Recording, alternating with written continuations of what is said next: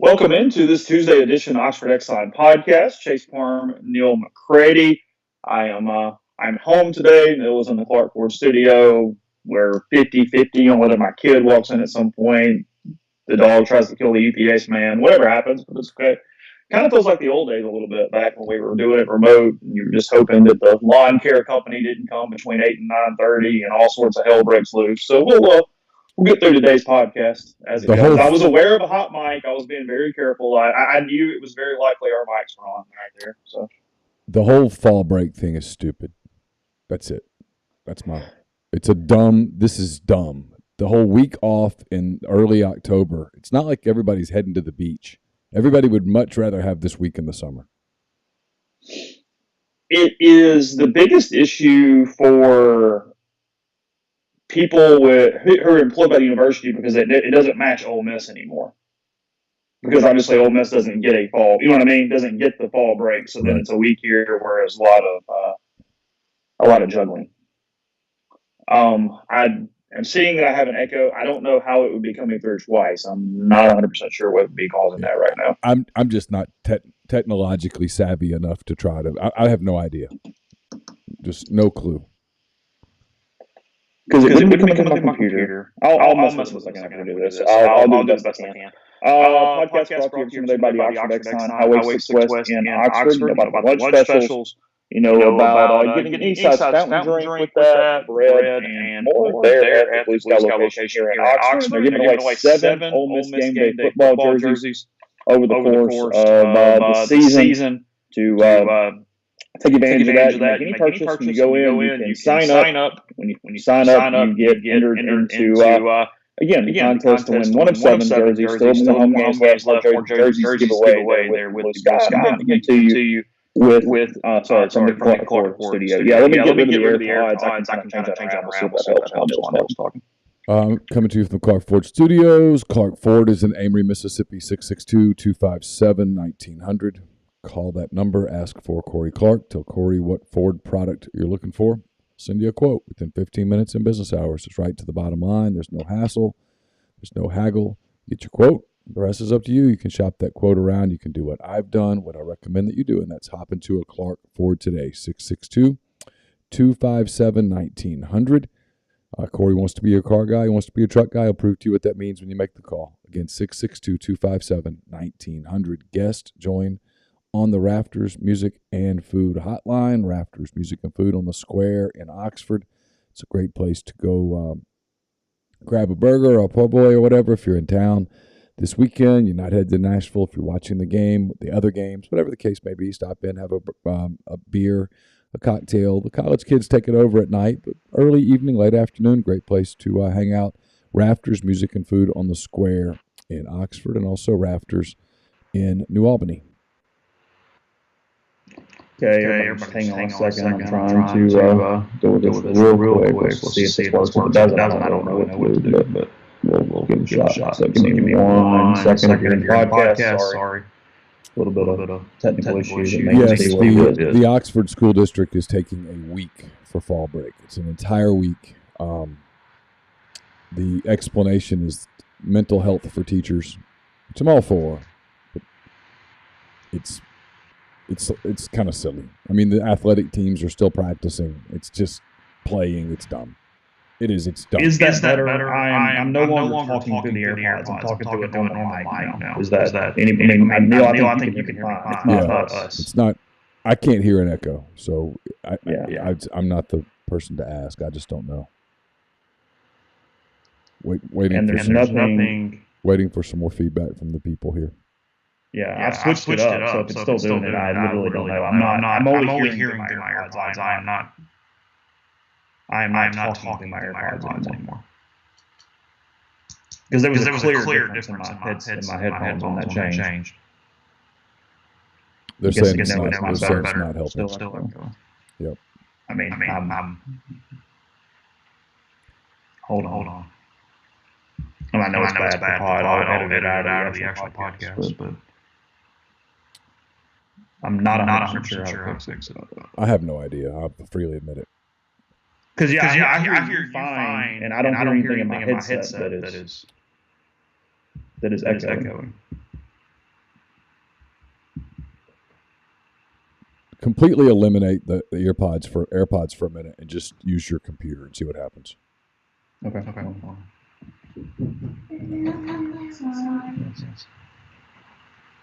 Yes, you can. Hold on. I don't. Okay. Thank you. All right. Thank you.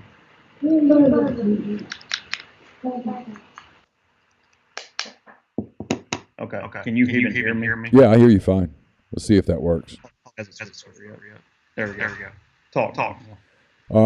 Check 1, 2. Just the others talk about the 11 o'clock game. It was the Auburn-Ole Miss game kicks off at 11. It's very predictable. I kind of thought that. I didn't say it out loud because there was no point in saying it out loud. But it certainly looked like 11 o'clock weeks ago. I talked to somebody at Auburn who thought it was going to be an 11 o'clock game. Yeah, I mean, I'm literally. I don't know what to do. I mean, so if it's just not doable, we just won't do it. I mean, there's nothing. I can't. I don't have any idea how to fix it, Chase. No clue. I mean, I wouldn't know where to start. Yeah, I literally have nothing even hooked up through my computer right now. It is all completely. I think my gut is somehow coming through the soundboard and all that stuff. But the weird part about that is it doesn't do it with anyone else. So why is it doing it with me? Yeah, I just don't have any idea, and really no way to fix it, honestly. Yeah, I mean, I have nothing hooked up at all, and I don't think.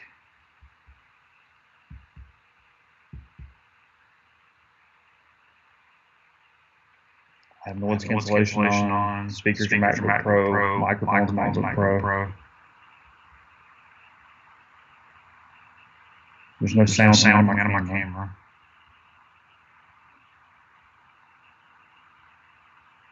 Yeah, I have no idea. Yeah, no clue. I mean, I'm looking at something real quick just to make sure. But yeah, the post-game show, I haven't noticed it either. It's no, I don't hear it at all. So people are like, can you hear the echo? And I can't.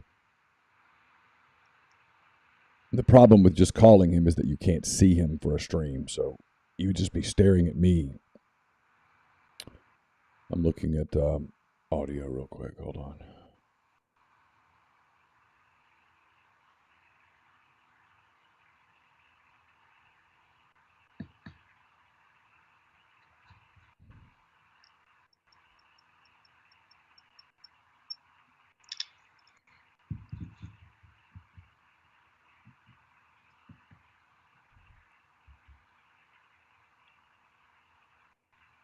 Oh, that's right. I forgot about that. It was completely fine on the audio last time, which was the weirdest part. It was only through the string. Yeah, I can't remember. I'm looking for anything. I don't see, but I'm trying.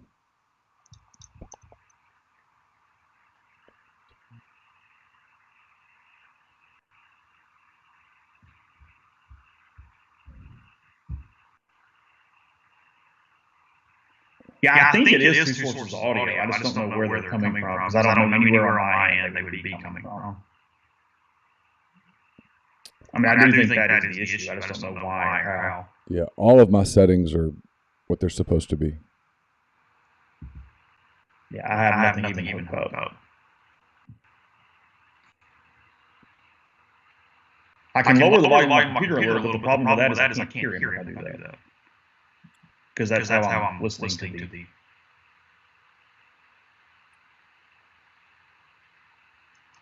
It's a good thought, JM. The problem is it's not going to link up because you guys are 30 seconds. It might. My guess is it doesn't link. So what you want to do? I mean, whatever. I mean, you tell me. I mean, I can't hear it to know how bad it is in the direction. You sound normal to me. I don't hear anything. So I don't.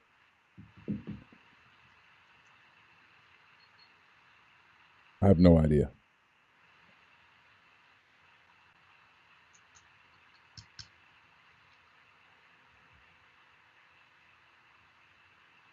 Just like go when talk slow.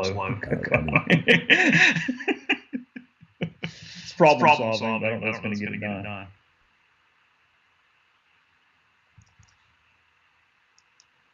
Yeah, there's nothing on my sound preferences. Literally, I have nothing plugged in. I mean, it's impossible because I don't even have my microphone plugged in right now. And I'm not doing anything different than I ever do on any Skype call, so it's just something with this connection, I suppose. I don't have any idea.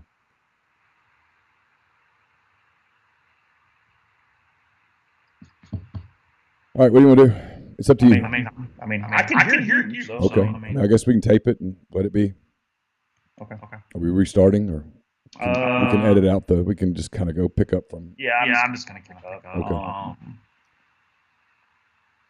I mean, you can try that if you guys want to try that. I don't care either way. What are we trying? Never mind. That doesn't work well. Hold on. No, that doesn't work because I can't. We don't have a third output. So if he calls me, he can't keep me on Skype too. He has to either one or the other. Right. He can't call my computer and my phone both. That's the problem. That's correct. So yeah, he can call me and we can talk that way with me not seeing me. So you guys want sound or video? That's your choices. Steven, to restart the computer, I've got to get out of the stream and everything.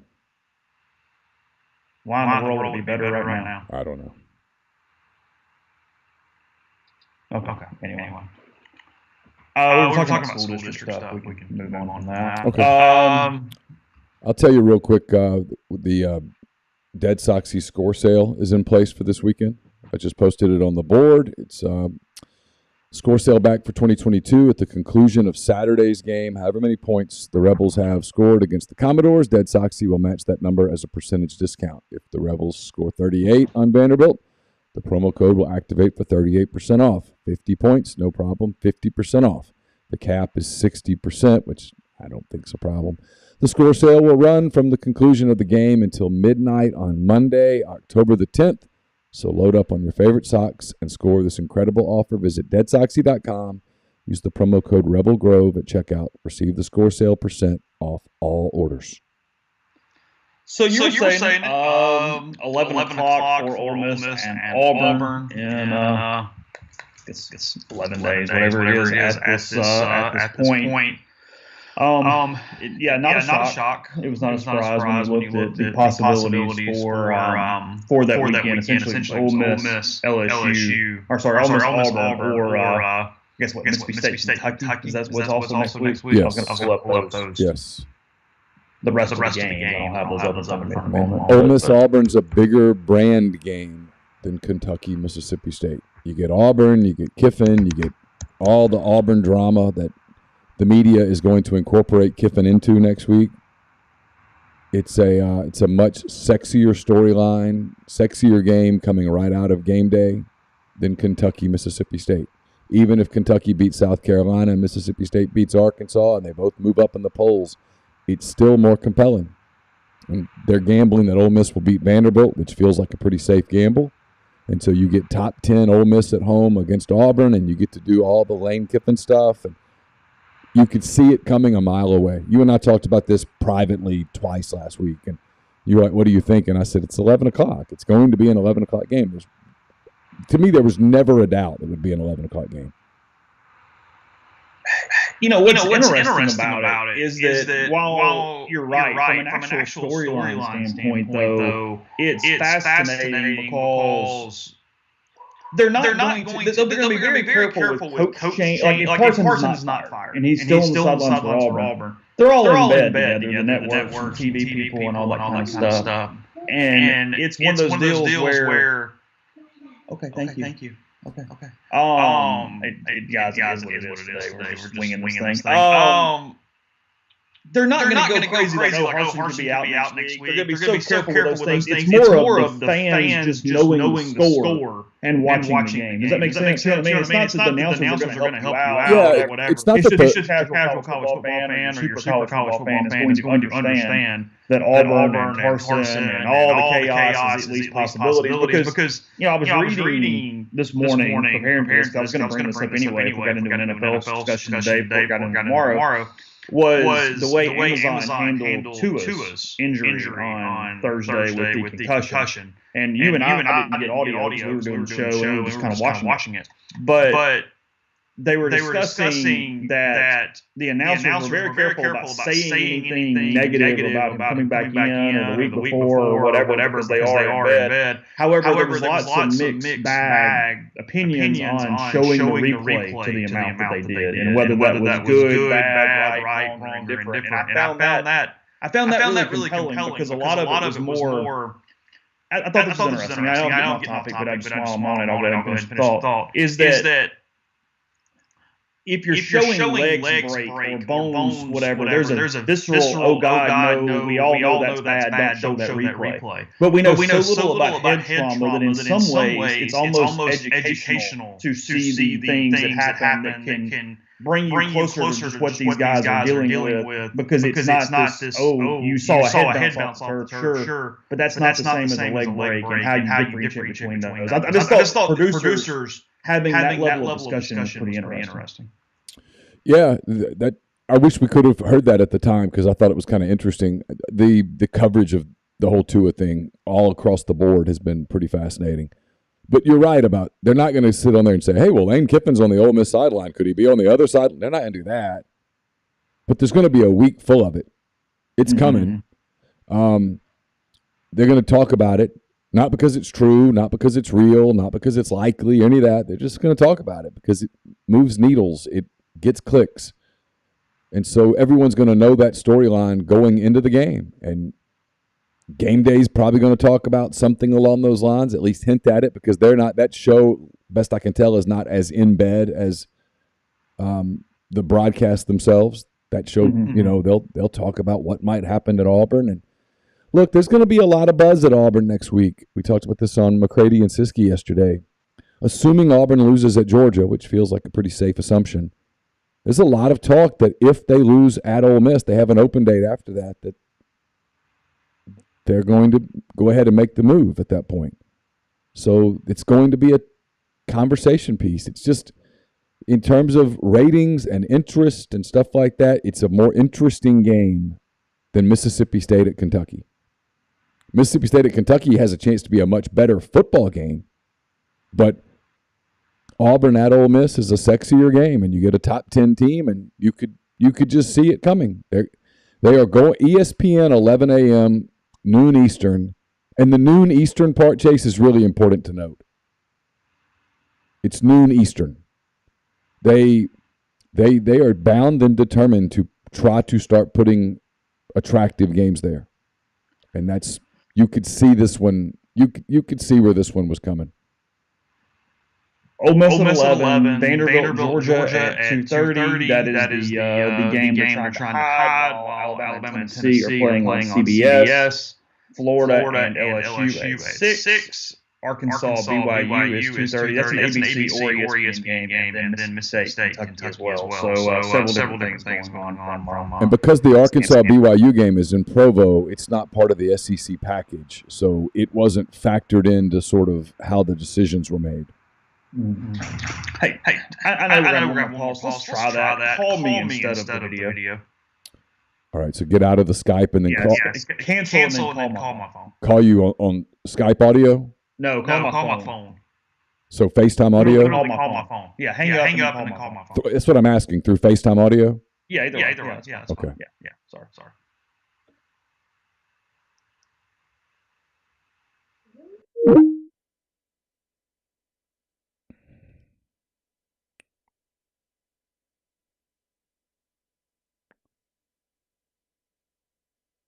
Everybody hang tight, doing the best we can here. Let's see. New FaceTime.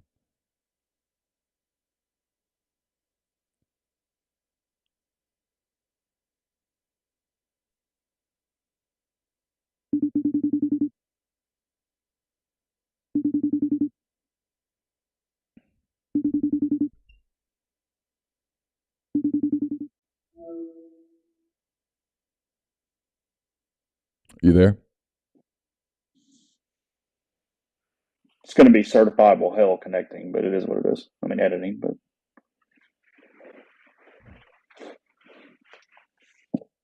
Can you hear me? I hear you. Okay. Are we good, people? Let's get a yes before we start, and hopefully I'm good from here on out. But I would rather the audio be good than the video.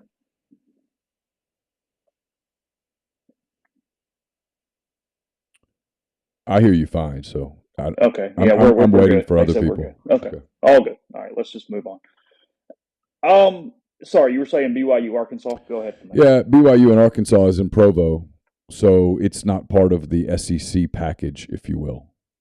It's just an ESPN game, and I'm sure it factored into how they did it, but it wasn't really part of the strategery, if you will, to borrow a word from a former president. The more fascinating thing, and I do think this is where, not that the fan base, I mean, I guess they have a point in a way, but you can look when you look at these games from a network standpoint that there are still brands and teams that get put in certain places. And I think the obvious thing I'm talking about is LSU, Florida, State, Kentucky. State, Kentucky is a much better football game as far as two teams that are having better seasons. Probably a more compelling game, teams that play every season, all that kind of stuff. But they don't have LSU and Florida on their helmet. LSU and Florida gets that ESPN slot. State and Kentucky move to SEC Network. I think it's two things at once. Yes, you want good games in this time slot, this time slot, this time slot. But they also are very aware, and that's what we talk about. It's so hard to change brand perception over time. And I'm not even necessarily blaming ESPN. I'm not really blaming fans or whatever, but it's just you look at helmets and go, oh, yeah, 6 o'clock. There you go. Boom. How about it? You know what I mean? Yeah, sure. I mean, it takes a minute to build that brand. Like, look, if Ole Miss keeps winning at this level for another year, another 2 years, Kiffin stays long term, you become that brand. But, I mean, LSU and Florida nationally are really big brands. Whether they're winning right now or not, it's kind of immaterial. They're big brands. And so when you're making those decisions about how you want to structure games, and that is what they're doing, they're trying to put a puzzle piece together each week. I get it. It's frankly, it's what I would have done. I would have basically done what they did. You've got that Alabama-Tennessee game that's got a real chance at being an upset. Tennessee's hot. I'm sure ESPN is praying for a Tennessee win in Baton Rouge. And then so you figure out what's the best game to bleed into that one. And then what's the best game at night that'll still keep people hanging around. And the package that they put together makes a lot of sense. I do think there probably is a little bit of balance. I think you can, and I get it probably wasn't really the case anyway because it's hard to draw that picture up, but it does guarantee LSU not being at 11 o'clock. They're not going to give Ole Miss 3 or 4 weeks at 11 o'clock. No. I mean, I get it doesn't help the home games, and if Alabama Ole Miss is at 11, then I know you guys are going to be pissed again, but I don't think LSU has a chance of being at 11. LSU's going to be at 2:30.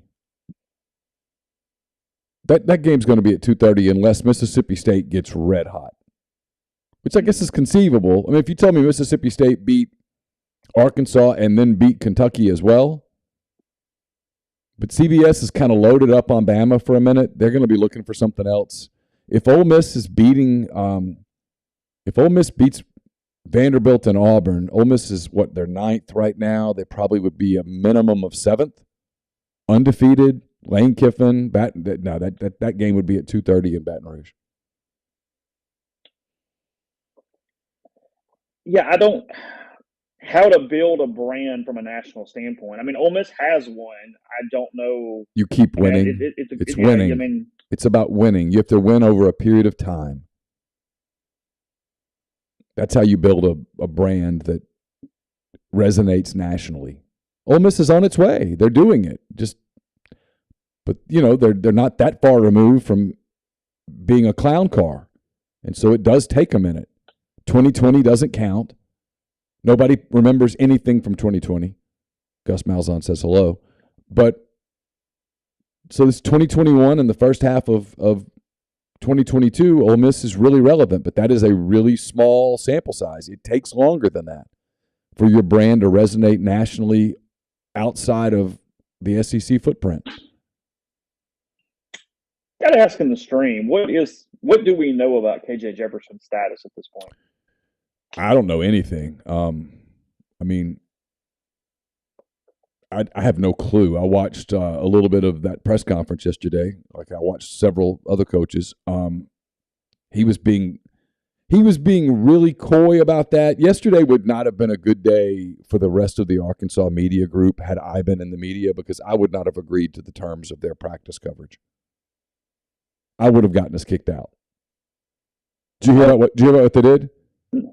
I haven't seen this. They let them have access to practice, them being the media, but the deal was you could not report on what you saw regarding KJ Jefferson, his availability or lack thereof. Oh, you mean him out there even, like nothing? You couldn't report anything about whether he was or was not out there, and if he was out there, what he was or was not doing. And I would have said absolutely not. No chance. Oh, wow. Really? Yes, I would have said absolutely not. No chance. I'm not doing this. I'm not going to be part of your circus. If I'm out there, because here's my thing, and I don't know why more media is not this way. It really bugs me. You can tell. I can already hear my voice raising. If you're at the practice as a member of the media, you're working. The practice is not available to other people. It's only available to you. If you're there, everything there is on the record. And if it's not, well, then let me go home, because I'm not coming to this football practice as a fan. Yeah, it's the eternal argument that we always have. Always is, if you don't want me to see something, don't let me go.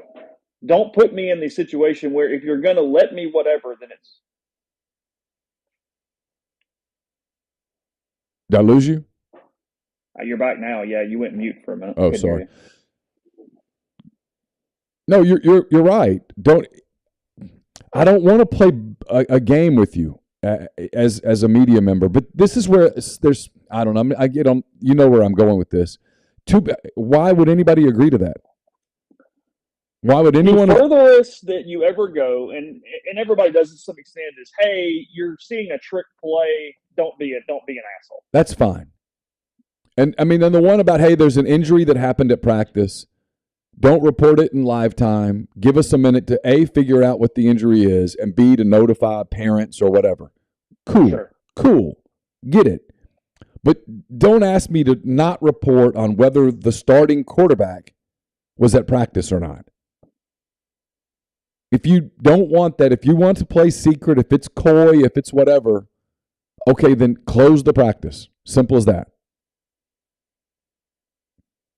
The word is up there, best I can tell. And again, I mean, yeah, I have two kids who are students there. To say that they're not locked into the football team would be an understatement of all time. Sure. Caroline is good friends with the kicker. That's the extent of our football relationships. The word is he's in concussion protocol. What that means, I don't know. You got to be symptom-free for 2 days is the way it works, I think. Will there be a trickle-down effect with Tua's situation on colleges as they interpret concussions here right now? I think so. Yeah, it's a major national story. But, you know, it is conceivable, and I know this is hard to imagine, it is conceivable that the Dolphins are telling the truth. That what he had after that game against Buffalo was not a concussion. That they brought in an independent third party who looked at him and ruled that he was not concussed. That is conceivable. He was tested for concussions on Monday, Tuesday, Wednesday, and Thursday before playing the Bengals on Thursday night. He passed all of those tests. Are the tests stringent enough? I don't know. But he passed the tests. And then he got concussed against the Bengals. But it's conceivable that everyone's telling the truth in the Dolphins organization. We're all making jokes about it, and the jokes are funny, haha. But on the flip side, it's more than possible that the Dolphins would not have played him in Cincinnati if they had believed that he was concussed, if doctors had told him that he'd been concussed. Because on a schedule, that looked like a schedule loss anyway. Hot, physical game on Sunday afternoon against Buffalo, and then you got to go on the road to play Cincinnati on Thursday night. On the schedule, you go L. So why did the guy get fired? I don't know. And why haven't they named him? I mean, it's kind of a convenient little scapegoat thing, isn't it? Or a scapegoat, as people on our beat used to say. I mean, it's I don't know, but yeah, I think the way that concussions are handled moving forward does absolutely get impacted. Maybe not in policy, but just in the way you think about it by what happened with Tua. Sure. I mean, if you're Arkansas and he, Jefferson got hit late in that game, came back in for like one play, and then came out again and did not finish the game. The kind of the third teamer finished the game. So you got to be really careful if you play him at Mississippi State and it comes out later that you played a player who was concussed and then something, God forbid, horrific happens to him. There's liability, there's reputation, there's a lot there. And so I think if there's any question about whether he should or shouldn't play, I think you have to side on the side of caution and not play him.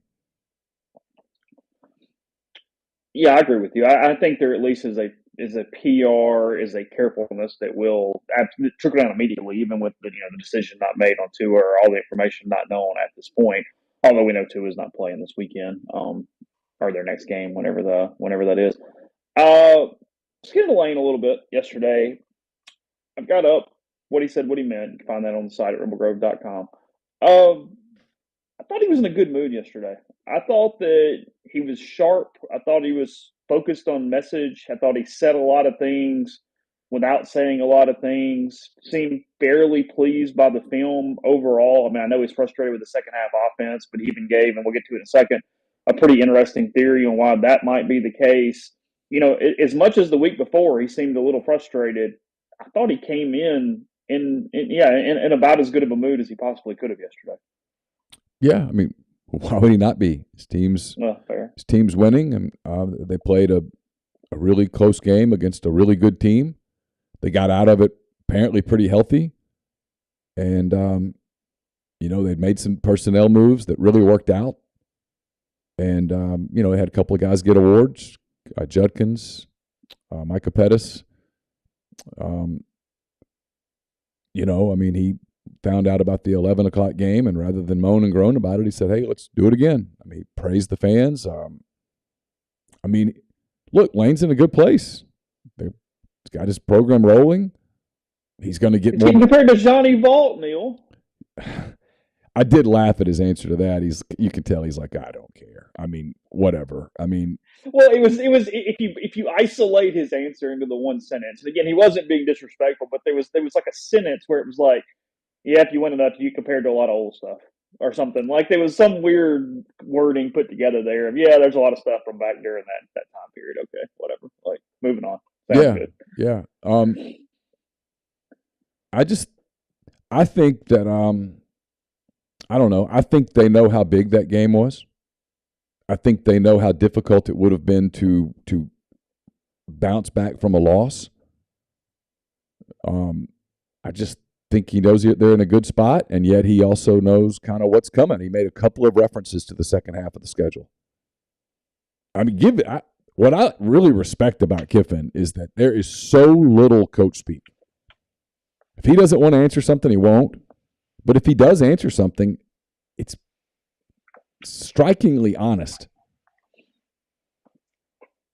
He loves teaching with positivity and after good things, and they won the game. There's a relief for him today yesterday because they got the win and everybody's focused, and now they can kind of, complain, yell a little and gripe and teach and do all these different things where you're not also having to kind of get their daubers back up, where you're not having to pick them back up and deal with that. Instead, no, they're riding high right now, and you're almost trying to calm them down. Hey, Vanderbilt's better.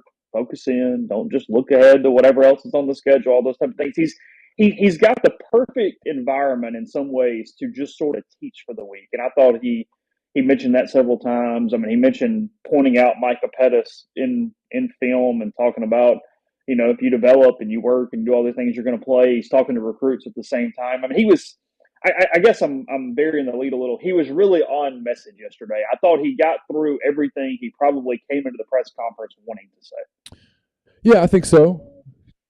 He's pretty good at that. He's gotten where he's pretty consistent with that as well.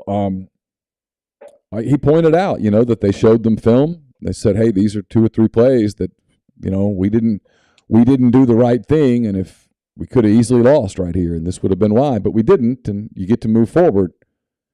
Those kinds of losses, I mean, you can look around the country, you can look around the league even. Those kinds of losses are increasingly difficult for coaches to get their kids to bounce back from. I mean, I think Harson's got his hands, beyond all the drama and stuff, Harson's got his hands full this weekend. Drinkwitz has his hands full this weekend. That's 2 in a row for them. We're talking about Arkansas totally differently if they just beat A&M. I mean, the Alabama loss would have been, whatever, they're 4-1, you're fine. But now it's panic, right? Credit to Mike Leach, because they kind of blew that game against LSU, and subsequently they've bounced back and played pretty well.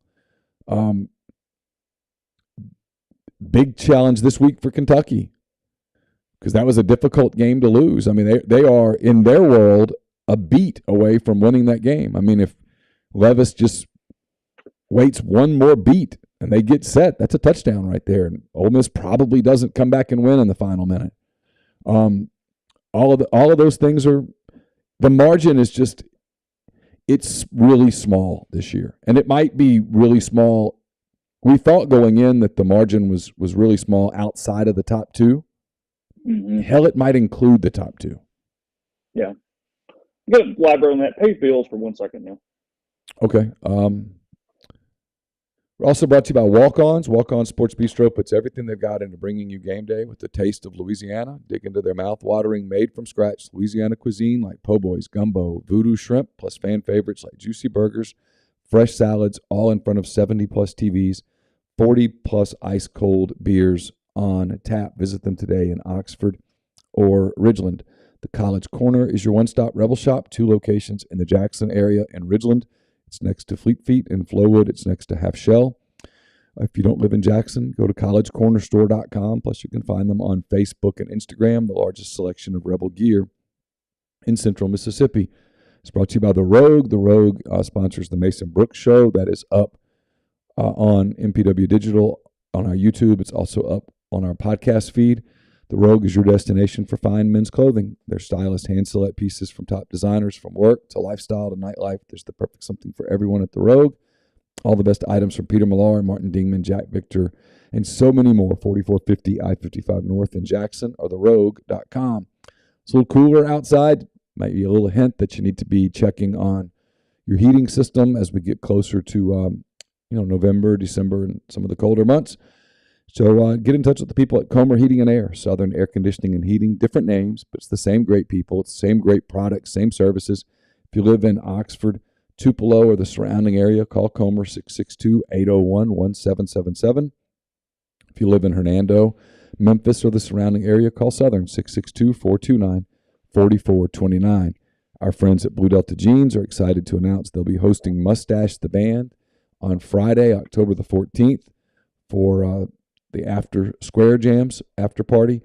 Come out and check out the basketball team on Friday night on the Square, and then head over to the Lyric, and you can join the folks from Blue Delta with the world's most powerful 90s country party band. Ticket packages are on sale now. Some tickets include jeans, some don't, but all include admission to the concert and an open bar. To book, just DM Blue Delta on their socials or visit bluedeltajeans.com/afterparty, and they'll see you there. Ole Miss headed to Nashville this weekend. A-Stock Auctions is a Nashville-based online auction company with the mission to provide customers the power to name their price. All items at A-Stock start at just $1. That's right. Every item starts at just $1. Shop now at astock.bid or download their app and name your price on thousands of items from big-name retailers. A-Stock Auctions has multiple locations around Nashville that offer local pickups, so don't miss out. Want it, bid it, win it. He's talking to his team. He's talking to the media. He's just telling the truth. How do you sort of balance the, hey, don't look ahead from Vanderbilt this week. They're better. Clark Lee's done a good job. Hey, you're rushing on film. You got to ignore Alabama when they beat them 50 to whatever because the talent gap when momentum hits is just too great. It's that, and it's true, but it's really more of just establishing the week-to-week culture in general, right? Of, hey, just show up, do your job on Monday, Tuesday, Wednesday, Thursday, play the next game, do the same thing. I mean, yes, he is looking ahead to LSU and Auburn and A&M and Alabama and all these things coming up because now that you're 5-0, you've put yourself in position for those to be such big games and for you to kind of stay on track for that special season. And I felt like, sure, he was telling the truth about Vanderbilt, but he wasn't really talking about Vanderbilt. It's just, hey, handle your business today, and then when you show up tomorrow, do the same thing. I mean, it's boring, and I mean, I guess it's cliche or coach speak or whatever, but it's frankly the only way to do your best to avoid these upsets and these catastrophes that happen all over around the country in these stupid games. It's impossible to get up 12 times. Emotionally, mentally, that's just not doable. They're going to have off days. They're going to have weird games where things happen. But if you sort of establish a baseline that's pretty high, you can avoid and manage those things. And then also with what he's talking about from play on the field, it was, hey, when you have a chance for the knockout punch, knock them the hell out and get out of there. You know, that was I thought that was one of the more interesting things from his frustration yesterday was that if you play better on special teams, and I get Barry Brown's as a beast, but if you avoid that kickoff return right there and make them drive the field, they were not doing a very good job of it. It's very likely you get the ball back 14-0 with a chance to almost throw a kill shot right there. Sure. You know, absolutely. I mean, again, you can look around the country, you can look around the league throughout this season. You can already see examples of that as well, where teams had a chance to throw a kill shot and didn't do it for whatever reason, and it came back to kind of haunt them. And you have to give, again, like you just did, you got to give Barry Brown some credit there. He's an absolute star. You know, he made plays throughout that game. But, you know, I mean, I don't think you have to be a mind reader either to know that Ole Miss had a really good week of practice getting ready for Georgia Tech.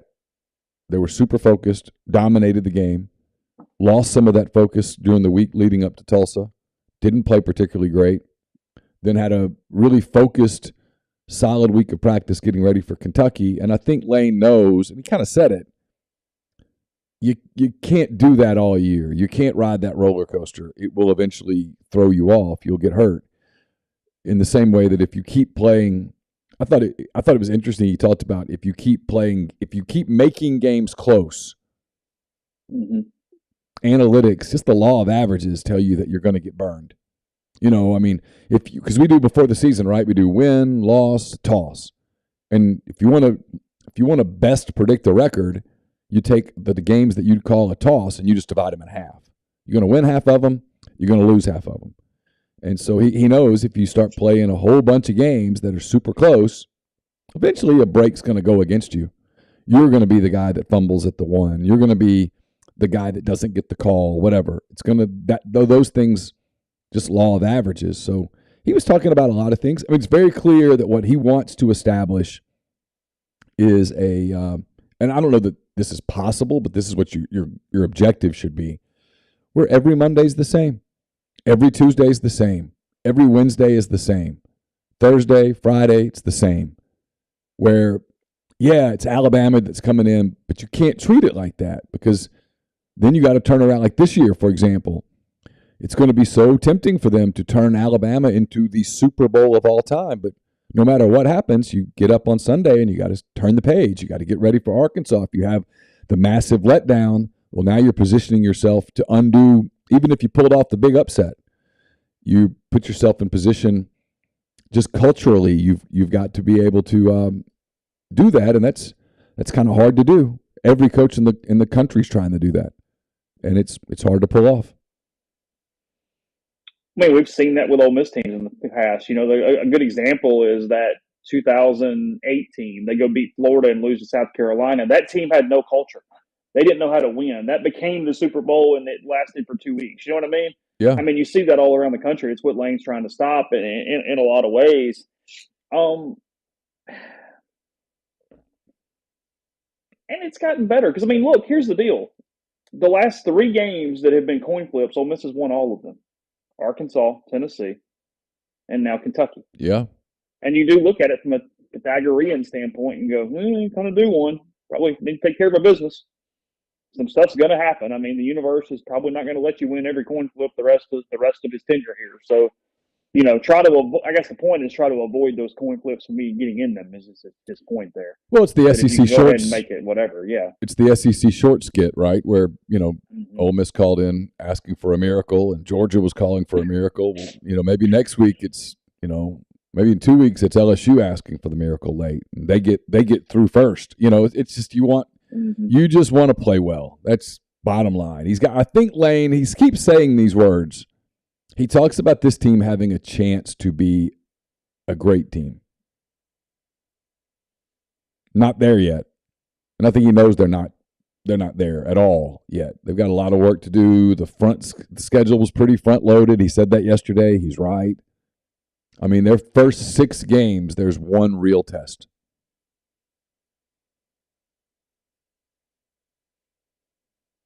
That's it. And then it's one every week. And then, to different. The rest of the time. I mean, there's not a complete and utter gimme the rest of the schedule. No, Auburn's good enough on defense to come into Vaught Hemingway and make it an interesting game. Going to LSU, I mean, I think anybody who's ever followed SEC football knows that things can get weird there. Now, Ole Miss typically plays well there. And then, obviously, Alabama. And I mean, who knows what they are with the Bryce Young thing. I mean, you know, Nick Saban's never been one to talk about injuries. It's where Lane got the injury talk from. Because Pete Carroll talks about injuries. Nick Saban does not. So you've got the Alabama thing, and then you've got at Arkansas, and then the Egg Bowl with Mississippi State. I mean, there's a lot left. I mean, there's a lot left in the – they've played one game so far that we'll still be talking about at the end of the year. And when going into the year, there would be 7. I mean, 6 remain. Yeah. And that's assuming they don't lay an egg and let Vanderbilt hang around in the second half on Saturday. Yeah, they need to dispatch of the Commodores. They need to handle that with the second half. Like I was saying yesterday, that needs to be one of those games where when people are asking us questions about, hey, what happened at the end of the third quarter? My answer is, I don't know. I was riding. What do you think of Dart? What did you think of the way he talked about Dart yesterday? He's clearly seeing improvement. He's clearly speaking of him. He's telling the truth. He's encouraging. He's kind of been encouraging the entire time after he gave him some tough love right at the end of camp. He had clearly looked. I mean, again, this is duh. I mean, stat lines are almost irrelevant to coaches. But way beyond the stat line, it seemed like he was very focused just sort of how Jackson had controlled and handled the game from a maturity standpoint. And really the first difficult ending to a game and environment where he was having to kind of control emotions and everything else. I mean, he sort of adequately praised him, I thought, yesterday. Yeah, I thought so. I mean, I thought Jackson played okay the other day. You know, I mean, I did. I thought he started the game really well, kind of like the offense did. And then, you know, he made that mistake right before the half. That was bad. Lane referred to it as horrible.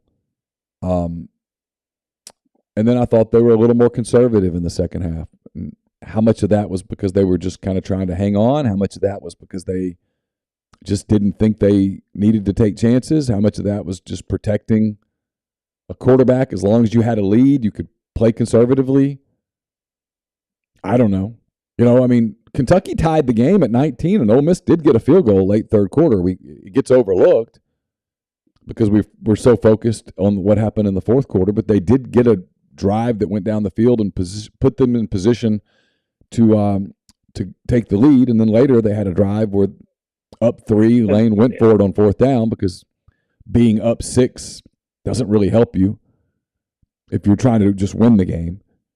Yeah, I had no problem with that. No, I would have had no problem with either decision. I mean, obviously, if you kick the field goal there, a field goal can't force overtime. Well, it's 2 things. You kick the field goal there, and a field goal can't do that. And if they do score a touchdown any times left, you only need a field goal. Right. That's the other one, is if they get up 1, you still can take back the lead with 3. Yeah, that's true. I didn't think about that. Versus you can if you miss it. Or go for it and don't get it. But I mean, but he was trying to go up 10 and put it away and call it a day. He was. And they were, but I thought they were conservative in the second half, and maybe that was just, it also could have been, hey, 2 freshman tackles. He talked about the offensive line looking a little tired late. It needs to play more guys. They only played 6 guys. I asked about Caleb Orrin. He said that Caleb was an emergency only, and by the end of the second quarter, it was an emergency, which I think you could see if you were watching the game with any degree of objectivity. The center snap was deteriorating to a point where they weren't able to do a lot of their offense. And then I thought he gave a really honest answer, which was, there were a couple of spots where I think they wanted to yell at Jackson, like, what are you doing? And then they went back and watched the film, and they realized that Willie's playing shortstop first. Mm-hmm. He's having to field the ball. Well, if you've ever played baseball, you know that you're supposed to look the ball into your glove, right? He's looking the ball into his hands, which means he can't be looking at his read at the same time because, well, you just can't. And so it is completely messing up. It's everything. And look around the country, and I think you see a couple of things. Defenses are putting a man right on top of the center far more often now. They're going to these 3-man fronts. That nose tackle is super disruptive. You have seen multiple games, swing on snaps. It's becoming a big-time problem, and for Ole Miss, it's one of the most interesting things that he said was they worked on something on Monday morning, and then they think that maybe they fixed it. I have no idea what that is. No clue. I doubt if they suddenly, hey, Eli Acker became a better center today. They changed some form of technique, or somebody else is snapping the football. One or the other. One or the other. Or, I guess they're going under center, but that would blow me away because that takes away their offense, essentially. That's a completely different offense. Unless they're going to more, hey, we're going to be a downhill running team. They run block better than they pass block. They run the ball better than they throw it. Well, that would be something if Lane comes out Saturday and he's in the I formation and they just start twin backs and here they go. Yeah, it wouldn't be the I, but they do a lot of stuff with the tight end blocking in the backfield. Yeah. They do a lot of stuff with that slot receiver moving into a blocking position with motion. They do a lot of stuff anyway. That you could split the backfield with Evans and Judkins, and I don't know what they're going to do. Run some counters, but it's. I'd be surprised if suddenly, hey, Eli Acker figured something out with his hand, and he's a better snapper now. That would, and if that's the case, awesome, cool. I'd be surprised because Eli did a good job blocking. He was completely focused on the snap, and it was taken away. But I thought he actually blocked better than Caleb did. Defenses have learned that you can punish that offense by attacking the center, play after play. Just look at the physics of that. You've got to take the ball, you've got to snap it between your legs without looking, and then you've got to get that hand back from basically behind your butt to back in front of you at chest level to attack a defender who's attacking you and is typically a pretty good athlete and a lot of times is bigger and stronger than you are. It's a hell of an assignment, and you can tell that, and especially, you've seen some of the league's best centers late in games when they're a little fatigued, the snaps get bad, and it has killed them.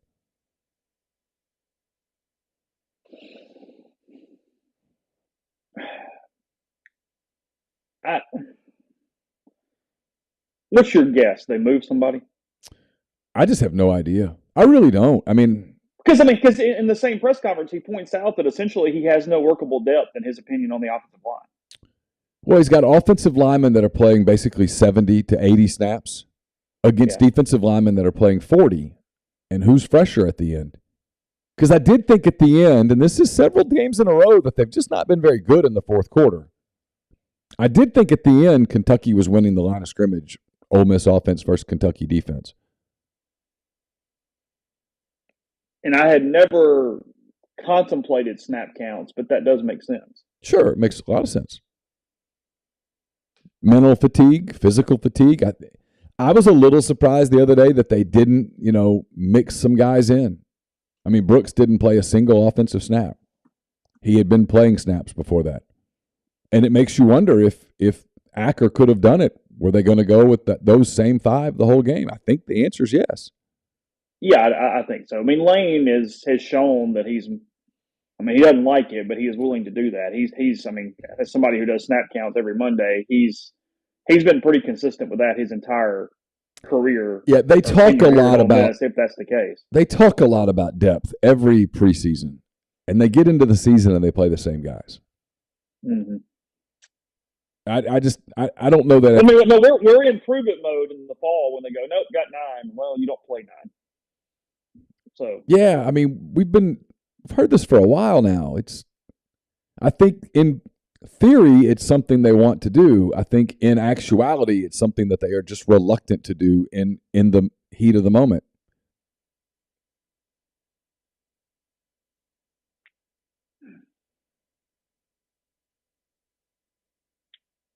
It maybe is the most fascinating part of Saturday. It's just how they clean up some of these things.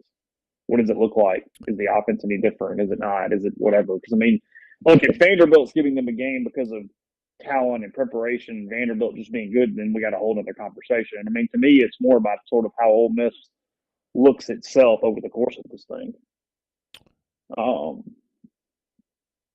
He did give Vanderbilt a really big compliment of, no, they're competitive. They're okay.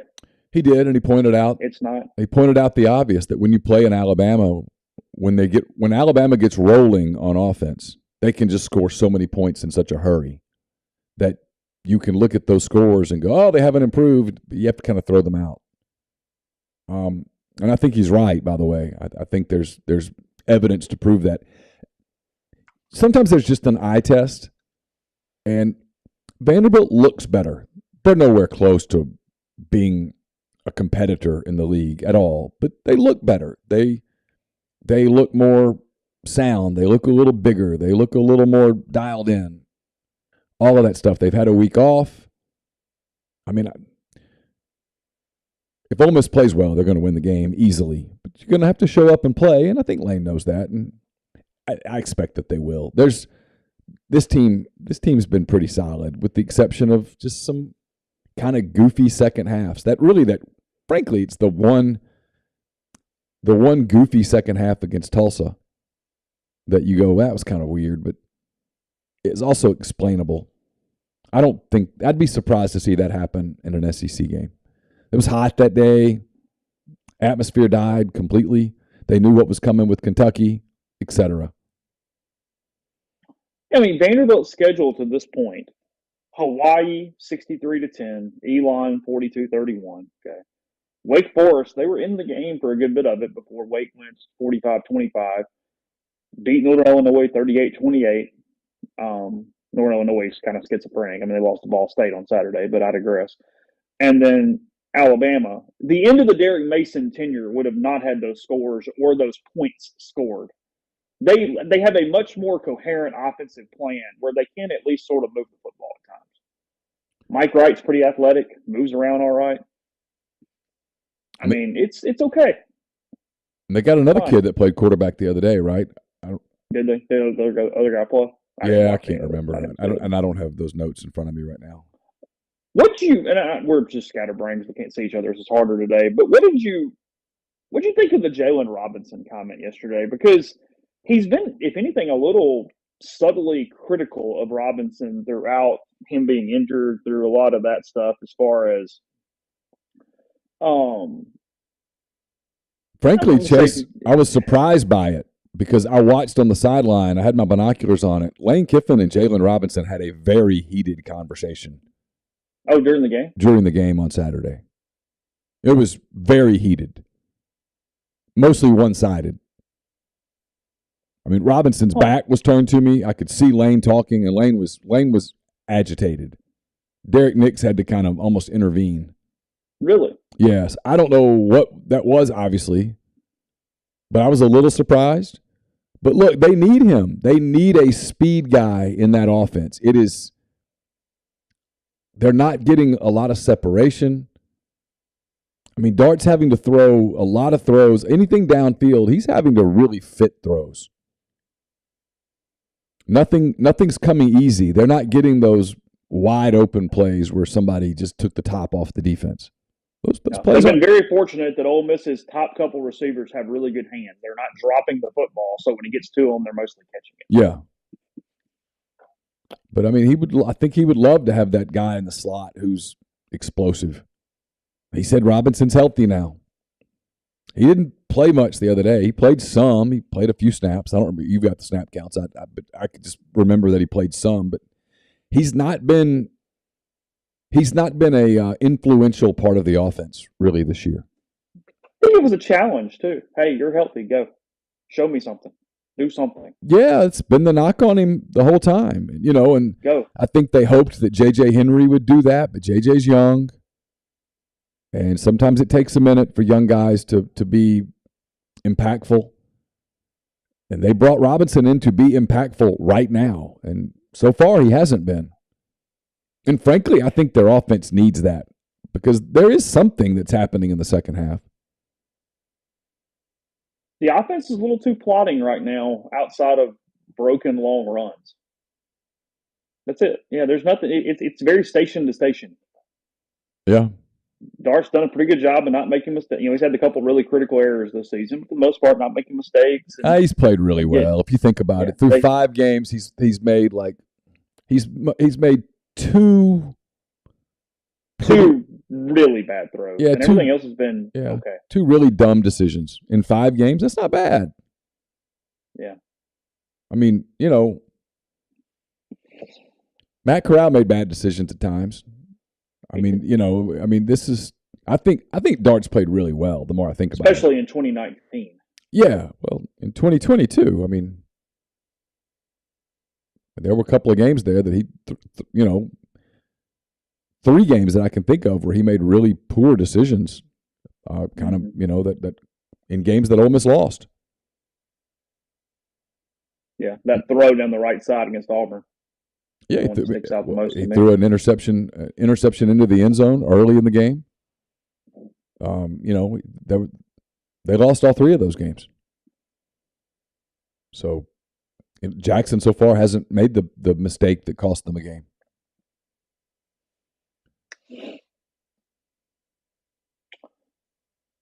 The Niners dominated the Rams last night, 24-9 on Monday Night Football.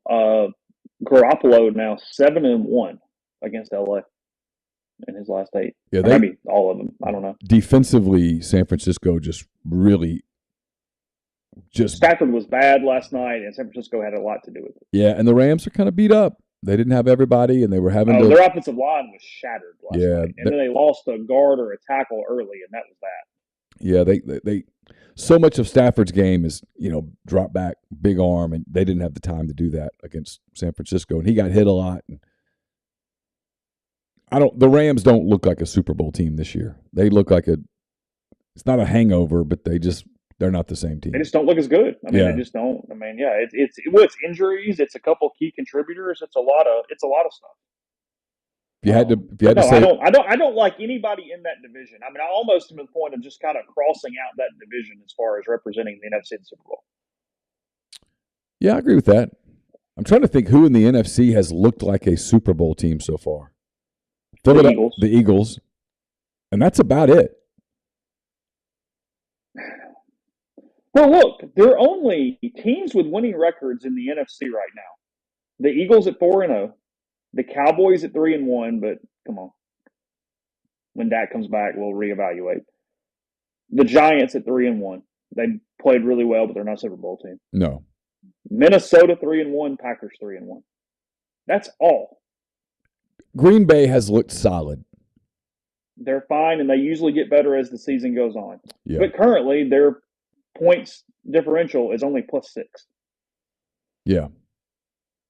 They're 3-1 with a +6 point differential. Meanwhile, you can look at the AFC and you can see a bunch of teams that look like, boy, they could get hot and go on a roll. And I mean, the Chiefs look awesome right now. Now they lost Indianapolis. Buffalo looks good. I mean, even some of the teams that have Like the Raiders are 1-3, and I'm not ready to write them off. Their problem is going to be just getting in. Yeah. Bengals, That's the problem. Bengals and Ravens play Sunday night. Huge game. I think they both have 2 losses already, but they look like the class of that division. There's a lot of good teams out there. The Chargers have fallen off. I mean, it's just such a good product. That's the bottom line with the NFL is what strikes you is just how much parity there is. And frankly, I think it's why the SEC is so interesting this year. Is there's more parity this year than there has been in a long time. It's like, I mean, and look, I could be completely wrong, but it's one of the gambles I'm taking in Neal's picks. I actually think Carolina's going to give Kentucky a game on Saturday. I think Kentucky's going to be kind of sleepy and hungover from Ole Miss, and that you look up at halftime and you're down 6, and suddenly it gets a little interesting. Yeah, that game's interesting. Obviously, LSU Tennessee is just fascinating. Some of the other ones, like I don't know what I expect from like Missouri, Florida. Does Missouri just have anything left? Does Arkansas have anything left? I think that game could be a blowout. I think State could blow them out. I think Florida could blow out Missouri. I look for Ole Miss to kind of blow out Vanderbilt. Got a chance, but you do that, and then the games aren't what you think. I mean, like Georgia, Auburn. I have no idea. I don't know how Auburn scores against Georgia, but this is 2 weeks in a row that Georgia has looked very human.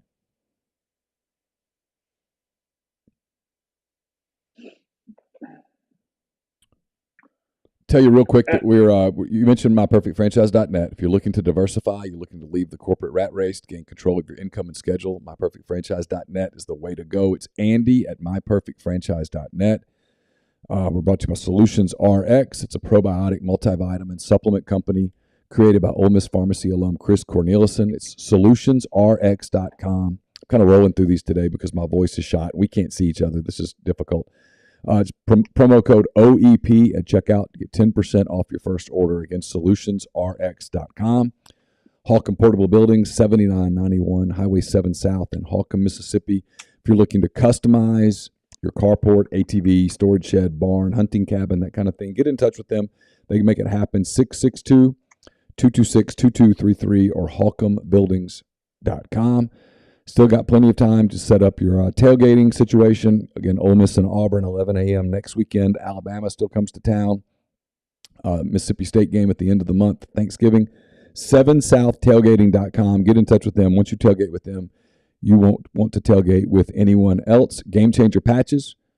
Go to GameChangerPatch.com. Promo code RebelGrove20 at checkout. Get 20% off your purchase. Brought to you by ACS, Automation and Control Systems, LLC. It's ACSLLCMS.com or call 662-601-4381.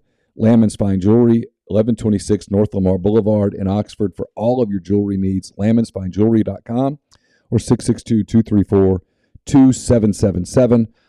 Pinnacle, if you're needing some financial assistance, financial planning assistance, get in touch with them. mypinwealth.com, MYPINN wealth.com. Also brought to you by John Edwards, Regency Travel Incorporated. I talked to John yesterday as we start to kind of our road to Boise. We're actually going to go to Boise, and so we're working on that with John. What I did, I gave him some parameters, and he's going to give me options. You can do that too. 901-494-3387 or jedwards@regencytravel.net. If you're coming in next weekend, make OPA part of your trip. It's right there on the square. Euros, wraps, kebabs, redfish, and so much more. 306 South Lamar in Oxford. Tony La Russa out as White Sox manager. That's not a surprise, I don't guess. No, not even a little bit. Yeah, in a lot of ways, that is not a surprise. I was looking at ESPN's people to potentially replace him, and a couple of them make sense. A couple of them, MLB is starting to get as bad as in the NFL with just regurgitating candidates. Hey, this guy was okay. Yeah, sure. Sounds good. Moving on. I don't know. That would be such a brutal job. I mean, can you imagine being a Major League Baseball manager? You got to be totally locked in on 162 games, basically 6 weeks of spring training. Oh, there is no off time because you're consulting and on the phone or doing whatever every day. When you're not coaching. Yeah, it's 365 unless you spend a couple days on an island somewhere. Yeah, managing a baseball team just sounds like the most daunting task. At least you're getting paid versus the beat reporter who's covering the Major League Baseball team 365 days a year.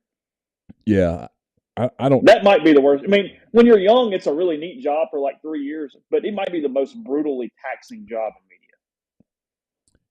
Yeah, the people that do it year in and year out, and it doesn't impact their personal life or their health, I'm always blown away. I told you, David O'Brien, who covers the Braves now, he's been doing it every year since like 96. Because he covered the Marlins for a few years before the Braves. Yeah, he takes like a week off at some point during the season, or he doesn't do one West Coast swing, I think is what it is. Gotcha. And that's it. He might skip a home game every once in a while, but look, here's the deal, and I don't know why we're talking about this, but whatever. It's not even on those, you've got the getaway day before the noon game the next day or whatever. Well, you're not flying private. You're getting in at like 2, maybe not going to sleep, and then catching the 5 a.m. to L.A. from wherever. You know what I mean? Yeah, sure. It's not like you're just going and getting taxied and catered. You're getting on planes all over the place, not sleeping, getting to the park, writing, watching the game, writing. Eating at 1:30 in the morning. It'd be a real challenge. Yeah. No, it's crazy. Really early in my career, there were a couple of opportunities to go places where that might have been an option down the road. Mm-hmm. I don't know. Like you said, when I was young, I thought, oh, how cool that would be. But the guys that are lifers at it, I just don't know how you do it. Like Trent Rosecrans, like how phenomenally boring must it be right now covering the end of the Cincinnati Reds season? They won last night over the Cubs to improve to, let's see, they're bad, like 60 some odd wins. I have it up. They are 61 and 99. 61 and 99. 2 games left. Let's give them a split. You cover a team that went 62 and 100.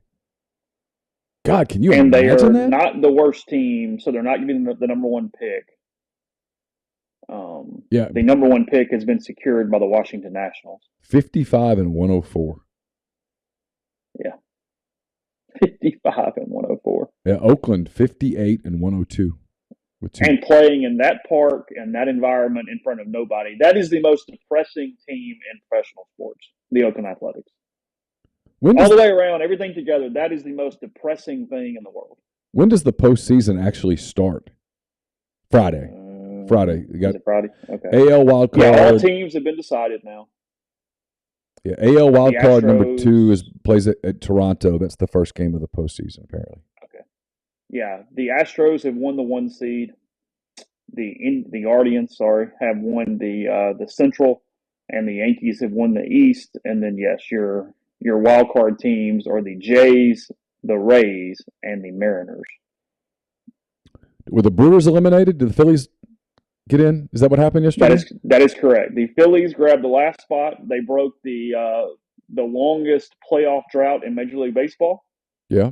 They had not been in since 2011, and with an 87 and 73 record, they are in the playoffs, eliminating the Milwaukee Brewers. That's a shame. That's terrible. Don't you? That's awful. Send a flower basket to Milwaukee. Yes, they are 2 up. They are 2 up on the Brewers and have clinched. So Christian Yelich doesn't get to play in the postseason. That sucks. Hate that. The Braves sweep the Mets over the weekend. They can clinch the East today. The Mets are obviously in the playoffs as well. The Phillies are in the playoffs as well. The Cardinals, the only team out of the Central, 92 and 68. And then the Dodgers have home field. They are 110 and 50. And the Padres are the other wild card team. Okay. Yeah. Do we know who plays who yet? It will be Phillies, Padres, with most likely the winner playing the Mets from the wild card round. And then it will be Cardinals. No, it'll be wild card Dodgers Braves, Cardinals. Oh, so I'm a Braves fan now. Okay, cool. You're Braves.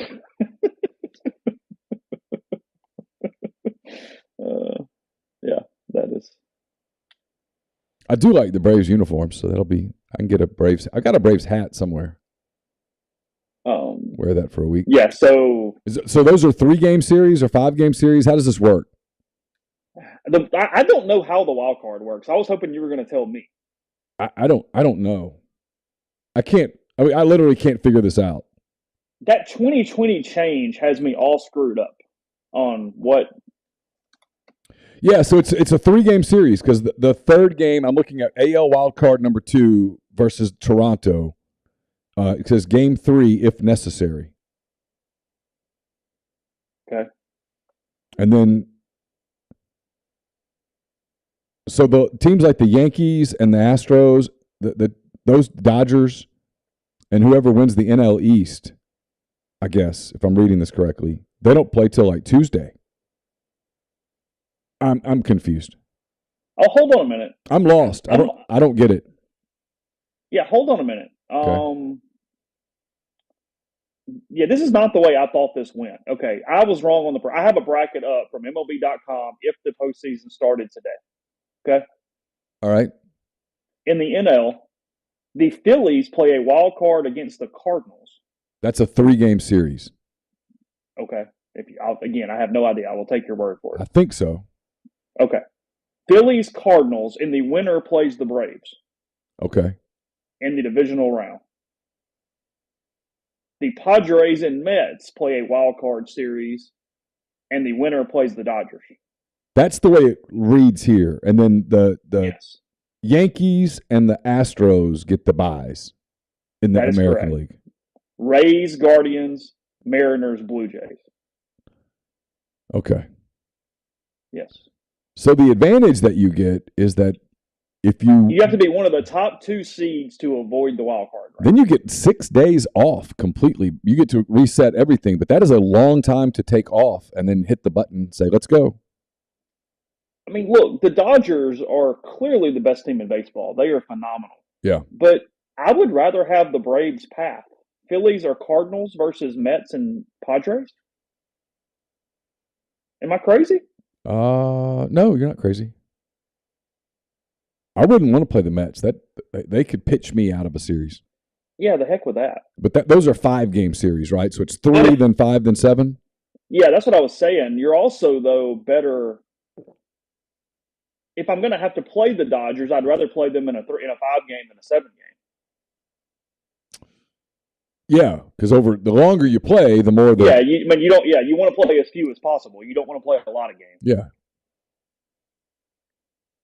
So yes, in that the Braves' magic number, I'm assuming is 1. They are 1.5 ahead of the Mets. Currently. Yeah, it is. It's because they could have clinched it last night, but they lost to the Marlins.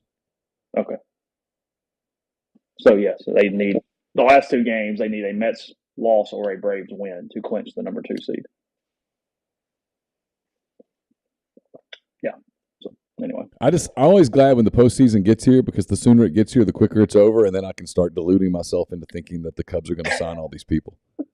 You can get into the hot stove talk in the winter meetings. Oh, I mean, I'm all in on Carlos Correa already, and I know I'm just complete. I'll settle for Trey Turner, but I know I'm going to be disappointed. I know the Cubs. Yeah, you can draw a scenario up, baby, on how next spring it's right there. It's I did it last night. I was in here working, and I had Cubs Reds on. Yes, because I'm pathetic. And Hayden Wisniewski was pitching for the Cubs, and Carson was walking by. I was like, "Hey, you seen this kid? He's really good." And he's like, "Yeah, he looks really good, Dad." And I'm like, "No, look at him. I mean, he's throwing 90-something and blah blah blah, and he's putting up numbers." And of course, the Reds are beating him. And you could tell he's like, "I'm not doing this." I asked him the other day. I said, "Hey, you want to go to the Cubs convention in January?" And he's like, "Nah, I'm good. It's over. It's over." And that was like bucket list a few years ago. Yeah, we did it. We went like 2 or 3 times. We went twice. We went twice for sure. Yeah. And now he's like, "Nah, I'm good. All right, you can go."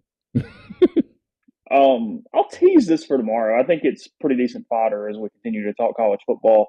ESPN using computer analytics ranking the 16 remaining undefeated teams. in order. Okay. They've Ole Miss number. Let's see, where were they? Number 7 is where the Rebels are. Yeah, computers have liked this Ole Miss team from the very get-go. Yeah, Ole Miss 7, Tennessee 6, Clemson 5, Michigan 4, Georgia 3, Ohio State 2, and Alabama 1. Yeah. Is how the computers rank them. Oklahoma State 8, Penn State 9, USC 10, TCU 11, UCLA 12, Kansas 13, James Madison 14, Syracuse 15, and Coastal Carolina 16. Did you see where I think Coastal Carolina is undefeated but 80th in the FPI? Did you see where Dellinger had like a 12-team playoff would look like if you had a 12-team playoff and the season ended right now? I did not. No. And Ole Miss would play in Ann Arbor in an 11-7 game. Well, that would be fun, wouldn't it? Yeah, and the winner would play in the Rose Bowl against Ohio State. I mean, this is a no-brainer. Play 12 and play those first games at home.